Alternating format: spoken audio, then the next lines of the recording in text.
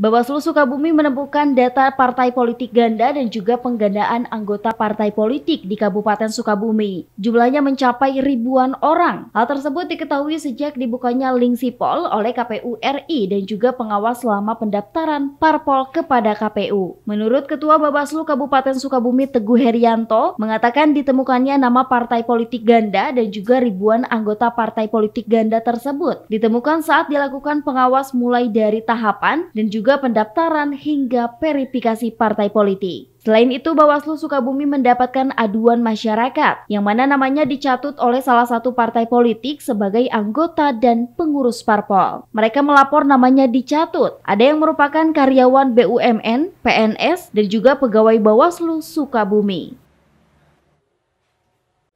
Terkait pendaftaran partai politik yang dibuka oleh KPU terhitung dari tanggal 1 sampai dengan 12. Kita melakukan pengawasan karena ada tugas dan kewenangan kita untuk melakukan pengawasan karena dibukanya link sipol untuk melakukan pengawasan, pengecekan, pencermatan setiap pendaftar, terutama di kemarin juga lanjut sesudah penutupan itu kita melakukan pengawasan.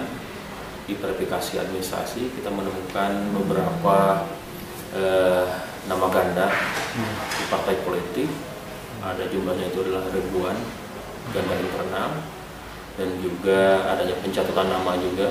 Kita sudah sampaikan saran perbaikan kepada KPU agar segera ditindaklanjuti, dan alhamdulillah KPU menindaklanjuti saran perbaikan dari kita.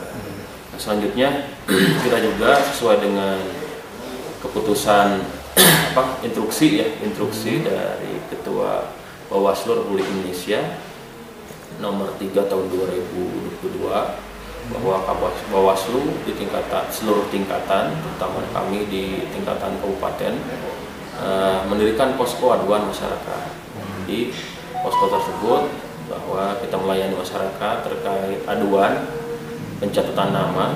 Jadi ada 3 yang keberatan, 3 orang kemarin hadir ke Bawaslu menyampaikan keberatan mereka dicatut sebagai anggota partai politik. Sementara itu, atas adanya temuan tersebut, Bawaslu Kabupaten Sukabumi langsung menyarankan agar segera menindaklanjuti temuan Bawaslu agar segera melakukan perbaikan. Dari Cibadak, Kabupaten Sukabumi, Muhammad Ujang Heriaman melaporkan untuk Dinamika.